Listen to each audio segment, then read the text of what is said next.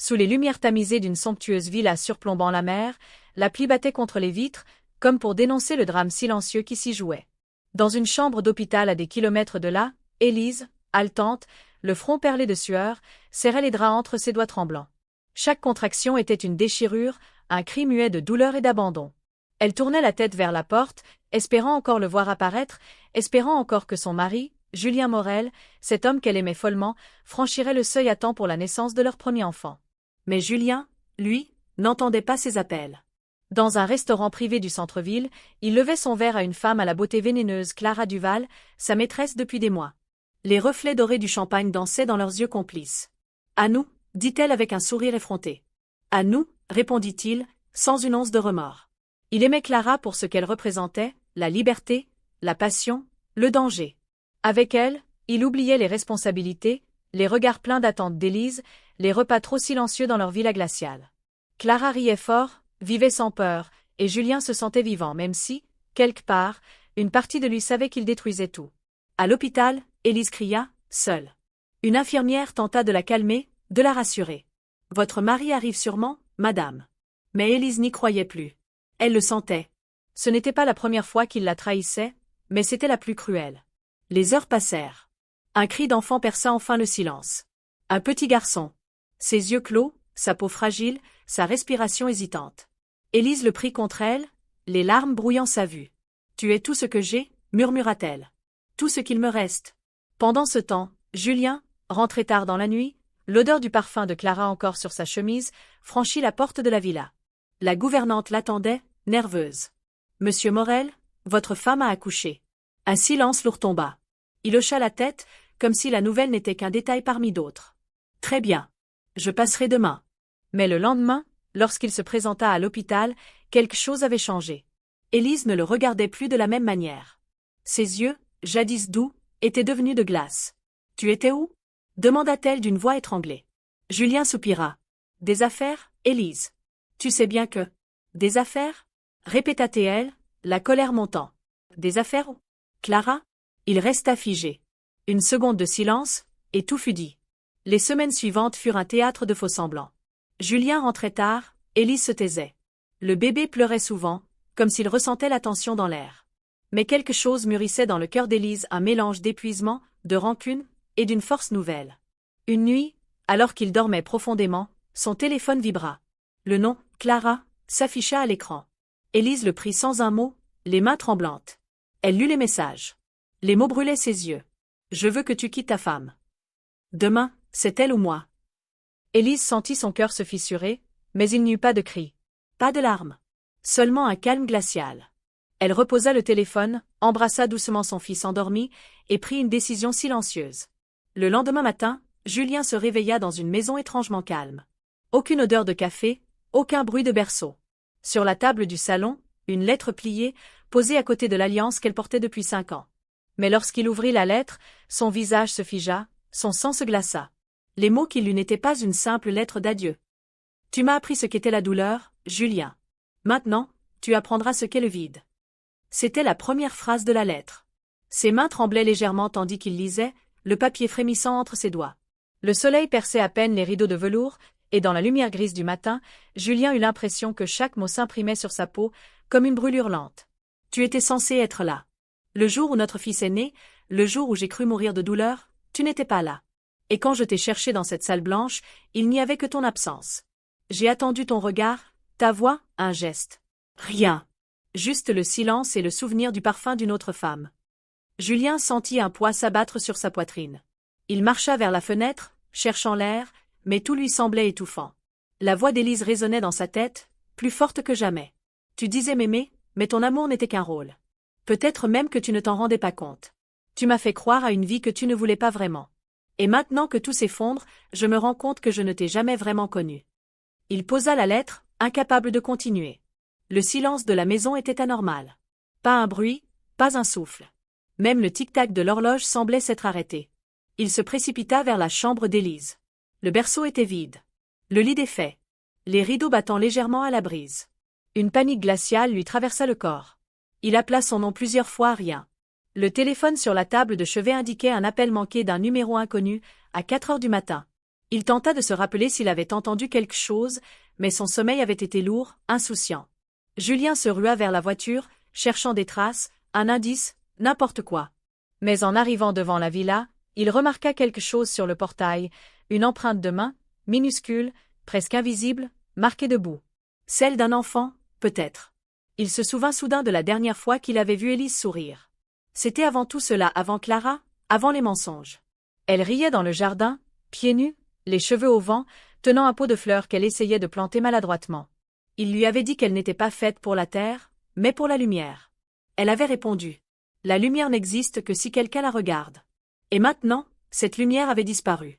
Il tenta d'appeler son frère, son avocat, même la gouvernante. Personne ne savait où elle était. La voiture d'Élise n'était plus là. Dans la pièce où elle peignait parfois, il trouva un carnet de croquis ouvert. À l'intérieur, des dessins. Des visages. Le sien, souvent. Mais dans les derniers, son regard à lui était barré d'un trait noir, épais, violent. Et à côté, un petit enfant dessiné dans des bras sans visage. Les jours passèrent dans une torpeur angoissante. Julien ne mangeait plus, dormait à peine. Clara l'appelait sans cesse, mais il ne répondait plus. Il passait ses journées à regarder par la fenêtre, à attendre un signe. Un soir, il reçut un colis sans expéditeur.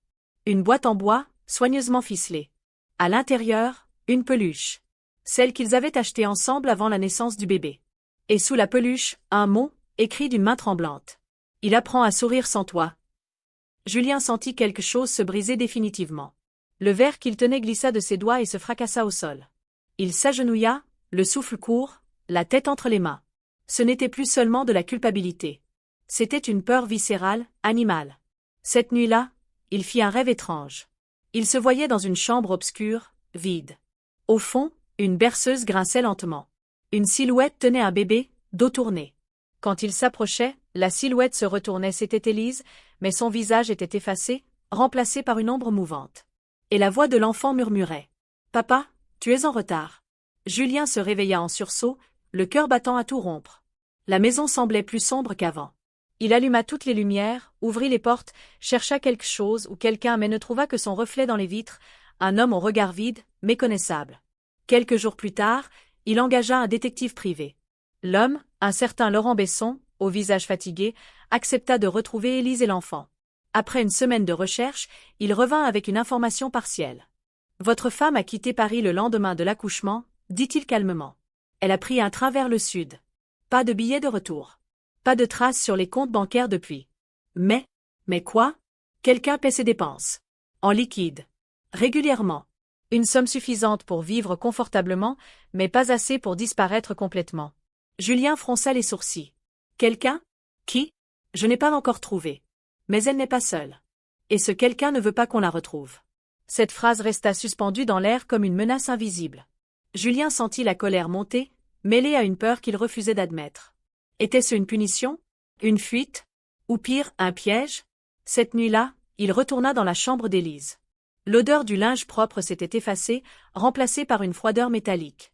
Il s'assit sur le lit, rouvrit la lettre, cherchant des indices cachés, des phrases qu'il n'avait pas comprises. Et il tomba sur une ligne qu'il n'avait pas remarquée la première fois, écrite au dos, presque effacée. « Tu m'as laissé seul dans la douleur. Je te laisserai seul dans la peur. » À cet instant, un bruit le fit sursauter. Un claquement. La porte d'entrée venait de se refermer toute seule. Et dans le couloir, une berceuse résonna doucement, lointaine, presque irréelle. Le son était si doux, presque fragile, qu'il hésita d'abord à croire qu'il ne s'agissait que d'un souvenir, un écho de son rêve. Mais non. La mélodie continuait, plus distincte, plus proche. Cette même berceuse qu'Élise chantait avant de dormir, sa voix tremblante sur les dernières notes. Le cœur de Julien accéléra brutalement. Il se leva, lentement, le souffle coupé, chaque pas résonnant sur le parquet. Le couloir semblait plus long qu'à l'accoutumée. Les murs, baignés d'une lumière jaune, paraissaient se refermer sur lui. La mélodie provenait du salon. Il sentit une odeur de cire, de bois ancien. Étrangement, un parfum qu'il connaissait trop bien. Celui d'Élise. Il s'arrêta un instant. Non, c'était impossible. Elle ne pouvait pas être là. Et pourtant, sur la table, la boîte à musique qu'il n'avait pas revue depuis des mois tournait lentement sur elle-même. Il se souvenait l'avoir cassée, un soir, après une dispute violente. Comment avait-elle pu se retrouver ici? Ses doigts tremblants la touchèrent, froide, métallique, intacte. « Élise » murmura-t-il. Aucune réponse. Mais la berceuse s'arrêta brusquement, laissant place à un silence dense, presque vivant. Puis un craquement, léger, dans la chambre du fond. Il se retourna aussitôt. Chaque fibre de son corps lui criait de ne pas avancer, mais il le fit quand même. L'ombre d'un mouvement passa derrière la porte entr'ouverte. Un souffle, un froissement de tissu. Il la poussa d'un geste sec. La chambre du bébé. Tout était exactement comme avant, le berceau, les jouets, la veilleuse en forme de lune. Pourtant, un détail troubla l'ensemble, la peluche, celle reçue dans le colis, reposait maintenant dans le berceau, redressée, comme si quelqu'un venait de la déposer là. Julien sentit son estomac se nouer. Ses yeux balayèrent la pièce. Rien. Mais sur le mur, au-dessus du berceau, quelque chose avait changé. Écrit en lettres pâles, presque effacées, une phrase. « Tu entends maintenant ce que j'ai vécu. » Il recula d'un pas, le cœur battant dans sa gorge. Tout en lui refusait la logique de ce qu'il voyait. Il saisit son téléphone, tenta de prendre une photo, mais l'écran resta noir. Puis l'appareil vibra tout seul. Un message venait d'apparaître. « Tu ne devrais pas être ici. » Julien lâcha le téléphone. La panique monta en lui comme une marée froide. Il quitta la pièce précipitamment, ferma la porte à clé et resta dos contre le mur, haletant. Il tenta de se convaincre que ce n'était qu'un jeu cruel d'Élise, une vengeance calculée. Mais au fond, quelque chose lui disait que ce qu'il affrontait n'avait plus rien de rationnel. La nuit s'étira interminablement. Il finit par s'endormir sur le canapé, la lettre toujours dans sa main. Lorsqu'il se réveilla, la lumière du matin filtrait à peine à travers les rideaux. Mais une autre chose attira son attention, la porte d'entrée était grande ouverte. Il se leva brusquement et sortit dans le jardin. Sur la terre humide, des empreintes. Petites. 2 séries, une adulte, une d'enfant. Les pas s'arrêtaient près de la fontaine, puis disparaissaient. Julien suivit la trace du regard, mais elle s'effaçait dans la pelouse détrempée. Il resta là, figé, incapable de bouger. Était-ce un avertissement? Une illusion? Ou un signe qu'elle revenait? Le téléphone sonna soudain. Numéro inconnu. Allô? Silence. Puis une respiration. Julien? C'était sa voix. Il en fut sûr. Il se redressa, le cœur prêt à exploser. Élise. Où es-tu? Dis-moi où tu es. Un léger rire au bout du fil, presque triste. Tu ne comprends toujours pas, n'est-ce pas? Tu crois que tout peut se réparer, mais certaines choses sont trop brisées pour être recollées. Je t'en supplie, Élise, laisse-moi te voir. Je veux te parler, te voir, toi et le petit. Un long silence. Puis, d'une voix éteinte. Ce n'est pas à toi de nous trouver, Julien. C'est à toi de te souvenir. Et la ligne coupa. Julien resta immobile, le téléphone serré contre son oreille. Se souvenir? Que voulait-elle dire? Il se mit à fouiller frénétiquement dans les tiroirs, les boîtes, les vieux albums, cherchant un indice. Il retrouva une photo d'eux, prise avant le mariage. Élise souriait, lumineuse, et derrière elle, sur la table, cette même boîte à musique. Il la retourna et découvrit quelque chose gravé à la main. Pour que jamais le silence ne nous sépare. Il sentit les larmes lui monter aux yeux. Cette promesse qu'il avait faite, il l'avait trahie 1000 fois. Et maintenant, c'était comme si elle revenait la réclamer. La journée passa sans qu'il ne mange ni ne parle. À la tombée du soir, il entendit frapper à la porte. 3 coups, lents, espacés. Il hésita un instant avant d'ouvrir. Personne. Juste une enveloppe posée au sol. À l'intérieur, une photo. Élise, dans une maison qu'il ne connaissait pas, tenant leur fils dans ses bras. Mais ce n'était pas ce qui le troubla le plus. Ce fut ce qu'il vit en arrière-plan, sur le mur, accroché, la boîte à musique qu'il avait devant lui, chez lui, dans le salon. Il lâcha la photo, horrifié. Il se retourna lentement vers la table. La boîte était toujours là. Fermée. Mais lorsqu'il s'en approcha, elle s'ouvrit d'elle-même, lentement, et la mélodie reprit. Le téléphone vibra à nouveau. Un message. Pas de numéro. Seulement ces mots. Tu n'es jamais sorti de cette chambre. Il sentit le sol vaciller sous ses pieds. Il regarda autour de lui, les murs semblaient plus étroits, la lumière plus terne. Le salon paraissait se dissoudre, comme si le décor se rétractait. Et soudain, il entendit des pleurs d'enfant. Un son aigu, perçant, venu de l'étage. Il monta les marches 4 à 4, ouvrit la porte du couloir. Les pleurs s'intensifièrent. Il courut jusqu'à la chambre du bébé vide. Mais sur le berceau, une ombre se dessinait, mouvante, presque humaine. Julien s'approcha lentement. La silhouette semblait bercée par la lumière vacillante de la veilleuse. Il murmura, la voix brisée. « Élise, est-ce toi ?» L'ombre se tourna vers lui. 2 yeux clairs, brillants, le fixèrent. Et dans un souffle à peine audible, elle dit « Tu n'aurais jamais dû me laisser seule. » Puis tout s'éteignit. Le noir complet l'enveloppa d'un coup, brutalement, comme si le monde venait d'être aspiré hors de son propre axe. Julien resta figé, incapable de bouger. Son souffle se répercutait contre les murs invisibles, haletant, brisé. Il tendit la main devant lui, rien, que le vide. Le silence, total. Puis, au loin, un bruit sourd. Une sorte de battement régulier, faible, presque semblable à un cœur. Il chercha son téléphone, mais l'écran ne s'alluma pas. Même la lumière du veilleur rouge avait disparu. Alors, une voix. Douce. Murmurée. Si proche qu'il sentit l'air bouger contre sa joue. Tu sens? C'est ce que j'ai ressenti, quand tu n'es pas venu. Julien fit un pas en arrière, paniqué. Élise? Où es-tu? Montre-toi, je t'en supplie. Un rire bas, sans chaleur. Tu veux me voir maintenant? Quand tout est déjà fini. Un frisson glacé remonta le long de sa nuque. Il pivota lentement.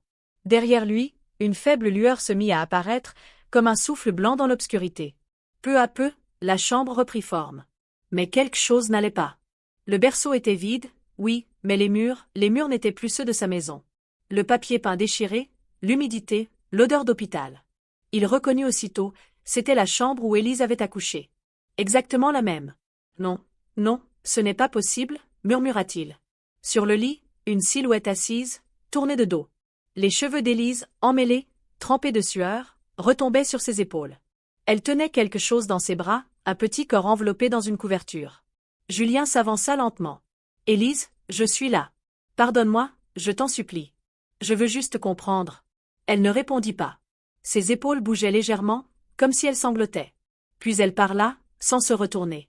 Il pleurait, Julien. Il t'attendait. Et toi, tu riais ailleurs. Il sentit ses genoux faiblir. Je n'ai pas su, j'étais un imbécile, je ne savais pas comment t'aimer. Tu m'as laissé mourir seule, reprit-elle, la voix basse, presque sifflante. Julien se figea. Mourir? Lentement, Élise tourna la tête. Son visage était d'une pâleur surnaturelle, les yeux vides, cerclés d'ombre. Ses lèvres, fendillées, esquissèrent un sourire douloureux. Tu crois vraiment que je suis encore là? Un hurlement muet monta dans la gorge de Julien. Il recula précipitamment, heurta le mur derrière lui. Les battements qu'il avait entendus plus tôt devinrent plus forts, plus rapides, ils semblaient venir du sol même, dessous la chambre. Élise se leva lentement, tenant toujours la couverture dans ses bras. Elle fit un pas vers lui. Le parquet gémit sous ses pieds nus. « Tu veux voir ?» murmura-t-elle. « Tu veux savoir ce qu'il reste de ce que tu as détruit ?» Julien secoua la tête, les larmes aux yeux. « Non, je ne veux pas, je veux juste que tu me pardonnes. » Trop tard. Tu n'as pas compris le vide que tu as créé. Elle approcha, si près qu'il sentit l'air froid qui émanait d'elle. Puis elle déplia la couverture. Julien retint son souffle. Dedans, il n'y avait rien. Rien d'autre qu'un jouet brisé, une petite boîte à musique, fendue, arrêtée. « Il ne pleure plus, murmura-t-elle. Il ne t'attend plus. » Julien, à bout, se laissa tomber à genoux. « Qu'est-ce que tu veux de moi ?» crie-t-il. « Qu'est-ce que je dois faire ?» Elle le regarda longuement. Puis, soudain, la lumière changea. La chambre se mit à tourner lentement autour de lui. Les murs se dissolvaient, les meubles s'effaçaient, et tout redevint flou. Quand il releva la tête, Élise n'était plus là. À la place, une pièce inconnue. Une salle aux murs gris, vide, avec une grande vitre en face. De l'autre côté, une femme en blouse blanche le fixait, un carnet à la main. « Monsieur Morel? Vous m'entendez ?» Il cligna des yeux, désorienté. « Où suis-je? Où est ma femme? Où est Élise ?» La femme échangea un regard discret avec un homme à côté d'elle, un psychiatre probablement. « Julien, cela fait 6 mois que vous êtes ici. Vous devez essayer de distinguer ce qui est réel de ce qui ne l'est pas. » Il secoua violemment la tête. « Non. Non, je l'ai vue, elle était là. La boîte à musique, la chambre, le bébé, tout. » Le médecin s'approcha lentement. « Vous avez perdu votre épouse pendant l'accouchement, Julien. C'était un accident. Elle n'a pas survécu. Vous le savez. » Julien sentit la pièce tourner autour de lui.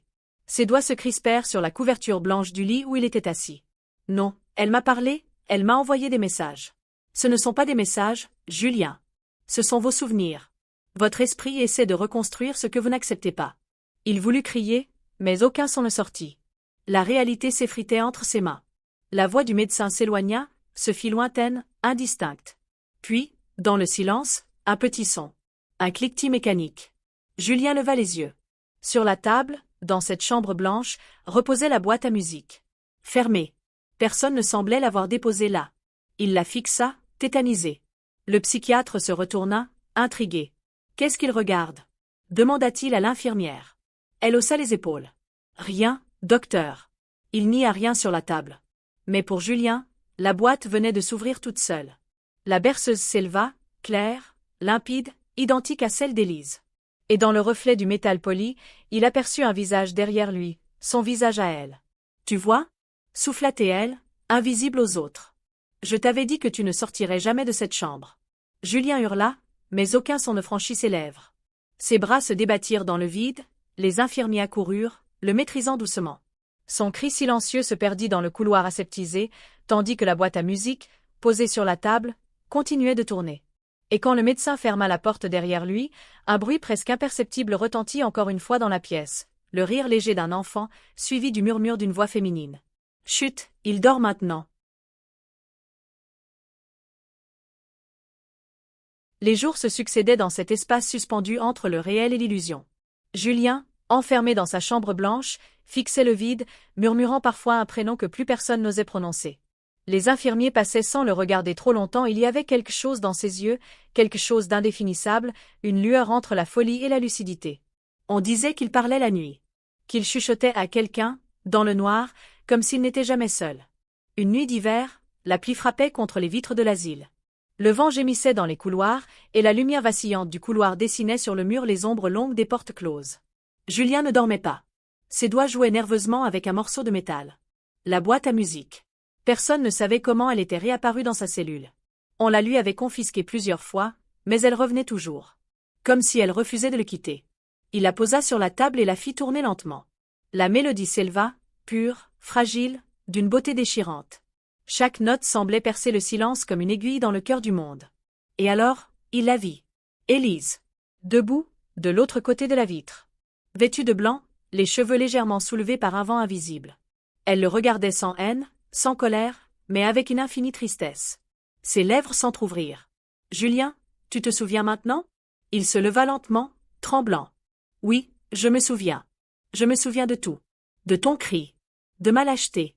De ta main que je n'ai pas tenue. » Une larme roula sur sa joue. « Je t'ai cherché partout. Dans les rues, dans mes rêves, dans mes cauchemars, et je t'ai trouvé ici. Mais je ne sais plus si c'est moi qui suis mort, ou toi qui es resté. » Élise s'approcha de la vitre, sa main se posant sur le verre froid. De l'autre côté, Julien fit le même geste. Leurs paumes se rejoignirent, séparées seulement par cette fine barrière transparente. « Nous sommes tous les deux prisonniers, » murmura-t-elle. « Mais toi, tu peux encore te libérer. » Julien secoua la tête. « Je ne veux pas. Si dehors, tu n'y es pas, alors rien ne vaut la peine. » Elle ferma les yeux, un souffle à peine perceptible glissa sur ses lèvres. « Alors écoute, écoute bien, Julien. » La boîte à musique s'arrêta. Le silence retomba d'un coup. Puis, lentement, une autre mélodie s'éleva. Pas mécanique cette fois. Une voix. Douce. Vivante. Celle d'Élise. Elle chantait la berceuse qu'il avait entendue tant de fois, mais cette fois, il comprenait. Chaque mot, chaque note était une confession, un adieu, une délivrance. Et lorsqu'elle termina, elle dit seulement. « Il t'attend. » Là où la lumière recommence. Une chaleur étrange envahit la pièce. Les murs semblèrent s'effacer, la blancheur devint dorée. Julien sentit son cœur ralentir, sa respiration se calmer. Une paix inconnue, presque irréelle. Ses yeux se fermèrent un instant, et lorsqu'il les rouvrit, la chambre n'était plus là. Il se tenait dans un champ. L'herbe ondulait doucement sous le vent, et le ciel avait cette clarté d'aube après la tempête. Au loin, une silhouette marchait, un enfant dans les bras. Il reconnut la démarche d'Élise avant même de distinguer son visage. Elle se retourna, lui sourit. « Tu es venu ?» dit-elle simplement. Il s'avança, incapable de parler. Ses jambes tremblaient, mais son cœur, pour la première fois depuis des années, battait avec douceur. Lorsqu'il fut tout près, l'enfant leva la tête vers lui, les mêmes yeux qu'Élise, le même regard pur. Julien tomba à genoux, pleurant sans bruit. « Pardonne-moi, je t'en supplie, pardonne-moi. » Élise posa une main sur sa joue. « Le pardon n'efface pas le passé, Julien. Mais il te rend à la lumière. Tu as porté ton ombre trop longtemps. Maintenant, laisse-la partir. » Un souffle chaud passa sur son visage, une brise douce, presque lumineuse. L'enfant rit. Ce rire remplit l'espace, dissolvant le reste du monde. Et soudain, tout s'effaça. Les infirmiers retrouvèrent Julien au petit matin, immobile sur le sol de sa chambre. Son visage était calme, paisible. La boîte à musique tournait encore, jouant une mélodie inconnue. Pas celle qu'ils avaient déjà entendue, non. Une autre, plus lente, plus apaisée. Et sur le mur, tracée en lettres à peine visibles, une phrase. Là où la douleur s'éteint, l'amour recommence. Personne ne put expliquer comment ces mots étaient apparus. Certains dirent qu'il les avait écrits lui-même avant de s'éteindre. D'autres affirmèrent qu'il n'était pas là quelques instants plus tôt. Le médecin, lui, resta longtemps devant le corps, sans rien dire. Puis il prit la boîte à musique, la ferma doucement et la rangea dans son bureau. Les jours passèrent. Les couloirs de l'asile retrouvèrent leur silence, mais parfois, la nuit, les gardiens disaient entendre une chanson au loin. Une voix féminine qui fredonnait une berceuse, accompagnée d'un rire d'enfant. Un soir, l'un d'eux, un jeune interne, entra dans la chambre vide. Sur la table, la boîte à musique était revenue. Il la fit tourner, curieux. La mélodie s'éleva, et dans le reflet du métal, il crut voir fugacement une silhouette, un homme et une femme marchant côte à côte, un enfant entre eux, main dans la main. Le vent fit trembler la flamme de la lampe, et la lumière s'éteignit. Quand elle se ralluma, la boîte était fermée. Mais un parfum délicat flottait dans l'air, celui d'un jasmin discret qu'Élise portait toujours. Certains disent que l'amour peut survivre à la mort. D'autres disent qu'il s'y perd, qu'il s'y consume. Mais peut-être qu'entre les deux, il existe un lieu où les âmes brisées se retrouvent. Un espace où la douleur cesse de crier, et où les promesses murmurées reviennent, portées par la brise. Dans cet endroit-là, Élise et Julien marchent encore, main dans la main, leur enfant riant entre eux. La boîte à musique ne s'arrête jamais. Elle tourne, inlassablement, gardant vivante la mélodie d'un amour trop fort pour disparaître, trop pur pour être oublié. Et quelque part, dans le silence du monde, quand la nuit devient trop calme et que la pluie frappe doucement les vitres, si l'on écoute bien, on peut encore entendre cette berceuse. Une chanson d'amour, de pardon et de fantômes, l'écho éternel de ceux qui s'aiment au-delà du temps.